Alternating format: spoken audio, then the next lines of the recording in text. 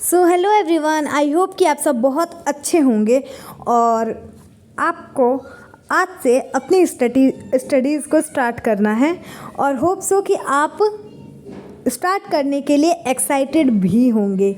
ठीक है, तो ये आज हम शुरुआत करने वाले हैं व्हाट इज़ इकोनॉमिक। हमारा अर्थशास्त्र मीन्स हिंदी में हम बोलते हैं इसको इकोनॉमिक्स को अर्थशास्त्र। हमारी जो देश की इकोनॉमिक है वो कैसे ग्रो कर रही है या फिर हम अपनी इकोनॉमिक को आगे बढ़ाने के लिए गवर्नमेंट क्या क्या कर रही है, तो ये सब चीज़ों में हम आज से अपनी इकोनॉमिक को पढ़ेंगे और उसके बारे में समझेंगे। और ये है क्लास 10th के लिए जो NIOS के बच्चे हैं। सो होप सो कि आपको भी इंटरेस्ट आ रहा होगा पढ़ने में और होप सो कि मैं भी अपना बेस्ट दूंगी कि आप लोगों को एक एक पॉइंट कवर कराऊं और आपको हर एक चीज़ पॉइंट समझने में आसानी हो, आपको कोई दिक्कत ना हो।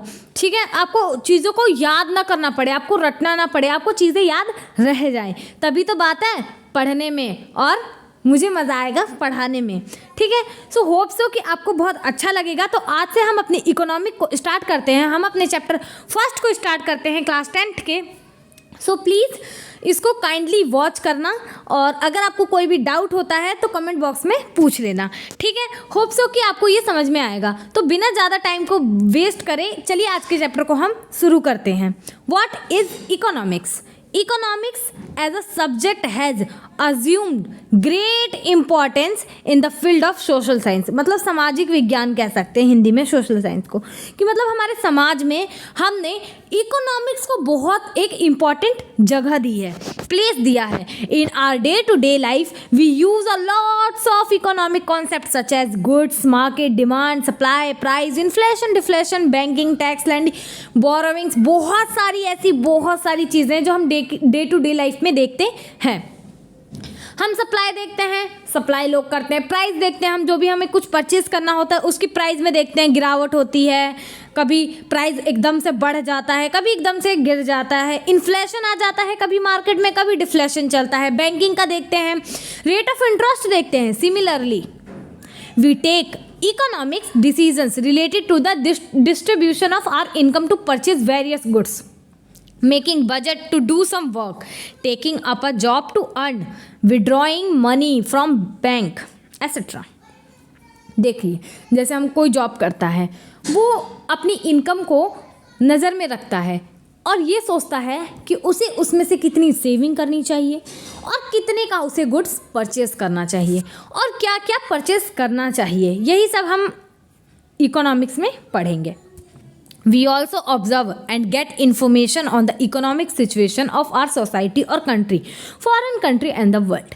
Economics हम ऐसा नहीं है कि हम सिर्फ अपनी इंडिया का ही देखेंगे या अपनी कंट्री का ही देखेंगे, हम हर जगह की इकोनॉमिक को समझने का प्रयास करेंगे, ट्राई करेंगे कि हम हर चीज़ को समझ पाएँ और उसको हम अच्छे से समझें और आगे बढ़ें। तो इसके जो ऑब्जेक्टिव्स आने वाले हैं, मतलब हम इस चैप्टर को पढ़ने के हमारे क्या ऑब्जेक्टिव रहने वाले हैं, मैं नहीं चाहती आपको कुछ भी छूटे, तो इसलिए हम रीडिंग लेकर के एक एक चीज़ समझेंगे। ठीक है, तो ऑब्जेक्टिव्स को पहले देखते हैं। अगर हमने ये चैप्टर कंप्लीट कर लिया तो उसके बाद आपको क्या पता चल जाएगा? मीनिंग ऑफ इकोनॉमिक्स, इकोनॉमिक का मतलब आपको पता चल जाएगा। Explain the importance branches of economic, कि इकोनॉमिक्स की इम्पॉर्टेंस क्या है, इसके ब्रांचेस क्या क्या है, ये सब चीज़ें हम समझ पाएंगे इस चैप्टर को समझने के बाद। डिस्टिंग्विश बिटवीन पॉजिटिव और नॉर्मेटिव इकोनॉमिक्स, नॉर्मेटिव यानी नेगेटिव इकोनॉमिक्स, इन सब चीज़ों के बारे में हम जानेंगे। तो चलिए अब हम स्टार्ट करते हैं किससे? मीनिंग ऑफ इकोनॉमिक्स से। सो economic is a vast subject, मतलब ऐसे छोटे मोटा नहीं है, वास्ट है, बड़ा सब्जेक्ट है, कह सकते हैं बड़ी चीज़ है। ऐसा नहीं कि हमने थोड़ा सा देखा समझा और छोड़ दिया, नहीं, ये वास्ट है। So it is not easy to give a precise definition और meaning of economics as its scope and the area of it covers are very large. जो इकोनॉमिक होता है वो छोटा मोटा एरिया नहीं, पूरी कंट्री को कवर करता है, समझ रहे हो? तो ये बहुत लार्ज है। Even since it emerged as a separate branch of study in social science, सामाजिक विज्ञान को हम इसमें अलग से भी अब स्टडीज़ करते हैं, सामाजिक विज्ञान में भी, सोशल साइंस में भी। Various scholars and authors have tried to give its meaning and objects. बहुत सारे जो साइंटिस्ट कह लें या फिर ऑथर्स कह लें, इन्होंने इकोनॉमिक को डिफाइन करने की कोशिश की। But it should be noted that with development of time and civilization and definition of economic has undergone modification and change. Let us focus the major ideas involving the meaning of economics below. ठीक है, तो आपको क्या देखना है, economics को देखना है कि आपकी इकोनॉमिक्स की डेफिनेशन क्या है। बहुत सारे लोग आए और लोगों ने अलग अलग तरीके की डेफिनेशन दी। चलिए पढ़ते हैं।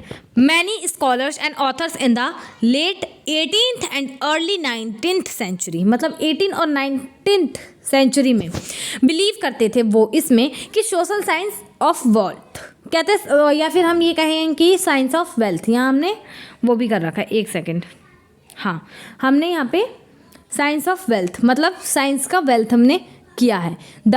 These scholars are called the classical thinkers, जो क्लासिक वे में सोचा करते हैं कि जो साइंस है वो वेल्थ, जो मतलब पैसे को ग्रोथ करना अपने इंडिया के या फिर अदर कंट्री के किसी भी चीज़ में एक साइंस होती थी जिसकी वेल्थ होती थी। They viewed that economic deals with the phenomenon of wealth which includes nature and causes of wealth, creation of wealth by individual and nations। वो इंडिविजुअल तो देखते ही थे, साथ साथ में नेशंस को भी देखा करते थे। The problem with wealth definition was that it did not talk about people who had no wealth। जो पुअर पीपल हुआ करते थे, जो रिच हुआ करते थे, ये सिर्फ उन्हीं की बात करता था कि मतलब आपके पास पैसा है तो आपकी इकोनॉमिक्स है, ऐसा करके। तो इसके साथ यही प्रॉब्लम थी कि वो सिर्फ वेल्थ वाले लोगों को देखता था, जिसके पास वेल्थ नहीं है उसको नहीं देखा करता था। इट मीन्स कि पुअर पीपल को नहीं देखता था। Having wealth and not having wealth divided the society into rich and poor. So many scholars in the early 19th century thought that the economics should address the issue of welfare of the society and not just wealth. Accordingly, economic was seen as science of welfare। फिर हमने देखा कि science of wealth के साथ तो problem थी कि वो सिर्फ रिच चीज़ों को ही रिच पीपल या फिर रिच चीज़ों को ही कंसिडर करता था। बट हमने उसके बाद देखा साइंस ऑफ वेलफेयर। यहाँ पे वेलफेयर की बात करते हैं। Welfare is both quantitative and qualitative in nature। Consumption of goods and service, increase in per capita income, etc. are quantitative aspect of welfare। Living in peace, enjoying leisure, acquiring knowledge, etc. are qualitative aspect of welfare। As science of welfare, economics was said to be concerned with the quantitative welfare only because it can be measured in terms of money। क्योंकि हम quality को उतना preference नहीं दिया करते economic में, क्योंकि हम उसी को करते हैं जिसको हम मनी की टर्म में कन्वर्ट कर सकते हैं। जो क्वालिटेटिव होता है, जिसकी हम क्वालिटी देखते हैं, उसको हम मनी की टर्म में चेंज नहीं कर सकते। बट जो क्वांटिटिव होता है, जो क्वांटिटी की टर्म में होता है, उसको हम मनी की टर्म में चेंज कर सकते हैं। इसलिए उसको हम ज़्यादा फोकस में रखते हैं। नेक्स्ट पॉइंट देखते हैं। The welfare definition of economic explained only the material aspect of welfare, but people want both material goods and non-material services। Since resources available with every individual or society are scarce, people try to achieve their goals by alternative use of these resources, which they do by making appropriate choice। So economics was treated as science of scarcity and choice, कि यहाँ पे हम अपनी choice को और scarcity को आगे देखते हैं। As science of scarcity and choice, economics studies human behaviour as relationship between ends and means with are scarce and have alternatives uses. आपने किसी का अल्टरनेट निकाल लिया, आपको चाय नहीं पीनी तो आप उसका अल्टरनेट की जगह क्या करते हो, कॉफ़ी पी लेते हो। कॉफ़ी नहीं मिली तो चाय पी लेते हो। ठीक है, इस तरीके से हम अल्टरनेटिव चीज़ों को यूज़ करने में यूज़ भी करते हैं। तो यहाँ पे उसी चीज़ को बताया जा रहा है। नाउ नेक्स्ट देखते हैं। Here ends imply wants. Ends means आपकी वांट क्या है, आप चाहते क्या हैं। Scarce means amply limited resources, क्योंकि हमारे पास लिमिटेड हमारे पास रिसोर्सेज हैं और वांट्स हमारी अनलिमिटेड है। According to the scarcity definition, limited resources can be used alternatively. ठीक है, कॉफ़ी महंगी है तो आप चाय पी सकते हो ना सस्ते में, ये चाय महंगी है तो कॉफ़ी पी लो सस्ते में, ऐसा हम अल्टरनेट निकाल लेते हैं। Take the example of production of two goods, clothes and wheat. एक एग्जाम्पल यहाँ पे जैसा कि दिया गया है, चलिए एग्जाम्पल को पढ़ते हैं। आपके पास एक कपड़ा है और वीट मीन्स गेहूँ, ठीक है। We can not produce unlimited amount of cloth and wheat with limited amount of resources. आपके पास 100 एकड़ की ज़मीन है, बट आप उसमें लिमिटेड, मतलब समझ लीजिए 50 एकड़ में आप 50 एकड़ में आप वीट जमा लीजिए, 50 एकड़ में आप क्लोथ जमा लीजिए, क्योंकि आपके पास रिसोर्सेज क्या है, लिमिटेड है, तो आप अनलिमिटेड नहीं प्रोड्यूस कर सकते हैं। The resources have to be divided to produce these goods. Let demand for one of the goods, say wheat, increase, so it has to be produced in large quantity for which we need more resources. ठीक है, आपके पास 100 एकड़ की ज़मीन है और आपने क्या देखा, मार्केट में वीट की डिमांड बहुत ज़्यादा है, तो आप क्या करोगे, क्लोथ की प्रोडक्शन को कम कर दोगे। हम ऐसा कर ले कि 20 एकड़ में आप क्लोथ का प्रोडक्शन करेंगे और 80 एकड़ में आप क्या करने वाले हैं, वीट का प्रोडक्शन। क्यों? क्योंकि वीट की आपको डिमांड ज़्यादा है मार्केट में, तो इसीलिए आप उसका ज़्यादा प्रोडक्शन करेंगे। पर इसको प्रोडक्शन करने के लिए ऐसा नहीं कि आपके पास रिसोर्सेज ज़्यादा आ गया, आपको कहीं और से कटौती करनी पड़ी, ठीक है। But given that the resources are limited, we can produce more wheat only by withdrawing some resources from the production of cloth and putting them in production of wheat. As a result, cloth production will fall and wheat production will increase. In this example, we have two alternatives. Keep producing the same amount of cloth and wheat. 50-50 में हम दोनों वो कर सकते हैं, production कर सकते हैं उसमें, या तो फिर हमारे पास दूसरा अल्टरनेट क्या है, produced more wheat due to increase in its demand thereby decreasing some amount of cloth, है ना, यही चलता है। Since the economic wants more wheat, the study of economic tells us how this problem can be solve with limited resources. तो इसीलिए हम economics को पढ़ते हैं, क्योंकि हमारे पास रिसोर्सेज क्या है, लिमिटेड है, बट हमारी वांट्स क्या है, अनलिमिटेड है। तो हम इकोनॉमिक्स को पढ़ने का हमारा एक मकसद ये भी होता है कि हम इस चीज़ों को क्लासीफाई कर सकते हैं, या फिर जब जिसकी ज़्यादा डिमांड है हम उसको प्रोडक्ट करें, जिसकी नहीं है उसको हम थोड़ा सा कम कर दें, तो ऐसे हमारी इकोनॉमिक चलती है। नेक्स्ट पॉइंट देखते हैं। इन द 20th सेंचुरी, 20वीं सदी में, the object of achieving growth and development of the entire economic gained momentum. Role of the government in economics growth and development become increasingly important. So economics no longer remained limited to individuals' decisions making and use of resources only. Its scopes has been expanded to include production and consumption of commodities over time so that the economic achieve growth and development.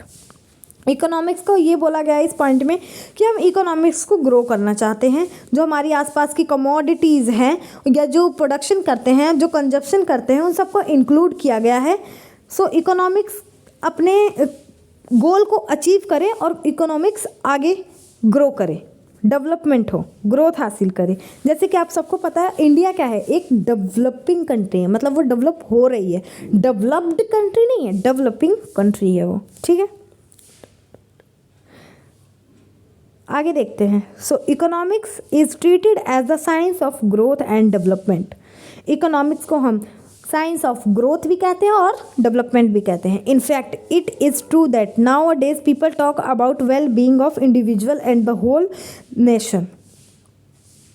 It is understood for an individual to be able to satisfy his or her wants is necessary that the whole economic must grow and find proper mechanism to distribute the benefits of growth among the individual citizens. So performance of the economic is very important in terms of use of its resources and production and distribution of goods and services. The economics must allocate its resources among various alternative activities, ensure the efficient use and find ways as to how they would grow for future development of the economics.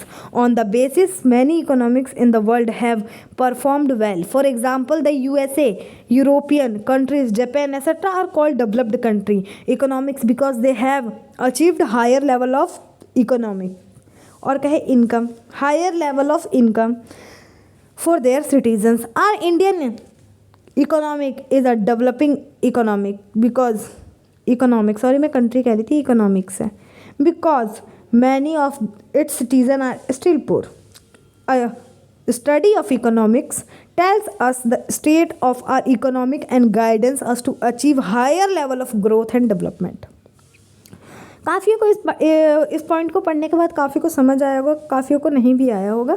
Let us discuss कि इसमें बोला क्या गया है. इसमें ये बोला गया है कि जो जापान हो गई, यूरोपन हो गया, यूएसए हो गया, अमेरिका हो गई, चाइना हो गई, ये सब क्या है, ये सब डेवलप्ड कंट्री है. क्यों? क्योंकि वहाँ के जो लोग हैं उनकी जो इनकम है वो इनफ है कि वो अपनी लाइफ को बहुत ही स्मूथली जी सकते हैं. बट हमारे इंडिया में क्या है, ऐसे आज भी हज़ारों लोग हैं जो पुअर की गिनती में आते हैं. आप कहीं भी देखोगे सड़क पे लोग गरीबी के मारे भीख मांगते हैं, सड़क पे लेटे रहते हैं. ये सब क्या है, ये गरीब है आज भी, क्योंकि इंडिया में लोगों के पास इनफ वो नहीं है. कहते हैं नीडेड चीज़, नेसेसरी चीज़ चाहिए होती है, रोटी कपड़ा मकान, वो भी लोग अफोर्ड नहीं कर पा रहे हैं. इस वजह से क्या है, अभी हमारी इंडिया डेवलप कर रही है, हुई नहीं है. इसीलिए इसको साइंस ऑफ क्या बोला गया है, growth and development. Next point देखते हैं, economics of late 20th century, 20वीं सदी में has also started talking about the welfare of the future generation and protection of nature environment. Hence economics is also treated as science of sustainable development, मतलब आने वाले समय में उसको develop करना. To achieve higher level of growth and development, economics around the world have been exploiting nature resources and polluting the environment. Consumption of goods and services have even resulted in lots of wastages. Note that some resources like mineral oil, forest are depleting fast because of their rising consumption by present generation. So future generation may be left with little or no resources. It is our moral duty to use the available scarce resources judiciously efficiently and ensure welfare of our future generation. यहाँ पे ये बोला गया है, ऐसा नहीं कि आप आज अपने रिसोर्सेज को यूज़ कर रहे हो. जैसे हम पानी को बोल सकते हैं कि पानी आज हम अंधाधुंध यूज़ कर रहे हैं, बट ऐसा भी कहा जाता है कि आने वाले टाइम में पानी हमें बचेगा ही नहीं. तो हमें थोड़ा सा फ्यूचर के बारे में भी सोचना है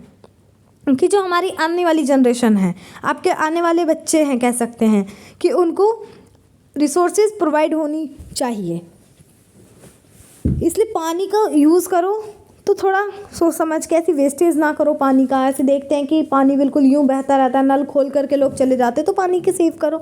यहाँ पे एग्जांपल दिया गया है ऑयल्स का कि ऑयल आजकल कितने ट्रांसपोर्टेशन यूज़ होते हैं. ट्रांसपोर्टेशन में ऑयल आजकल की जनरेशन तो बहुत ज़्यादा यूज़ करती है, पर ऐसा ना हो कि आप इतना यूज़ कर लो कि आने वाली जनरेशन को कुछ मिले ही ना. तो इसलिए आपको थोड़ा सा फ्यूचर का भी सोच के चलना है. होप्स कि आपको समझ में आ रहा होगा. आज के लिए इतना ही करते हैं, ज़्यादा वीडियो को लंबी नहीं करते हैं, वरना आपको भी ज़्यादा देखने में आप देखेंगे नहीं. ठीक है. सो होप अगर आप ये लेक्चर लेके बैठोगे तो प्लीज़ एक बार में ही कंप्लीट करना, आपको बहुत अच्छे से समझ में आएगा. रही बात अब क्वेश्चन आंसर की, जैसे देखते हैं economics is the science of wealth, what does it imply. तो इन सब के आंसर्स ना मैं आपको एकदम जब ये चैप्टर ख़त्म हो जाएगा ना तब एक एक चीज़ आपको बताऊँगी. ठीक है. अभी जिसको जैसा समझ में आ रहा है वो वैसा कर सकता है. ठीक है.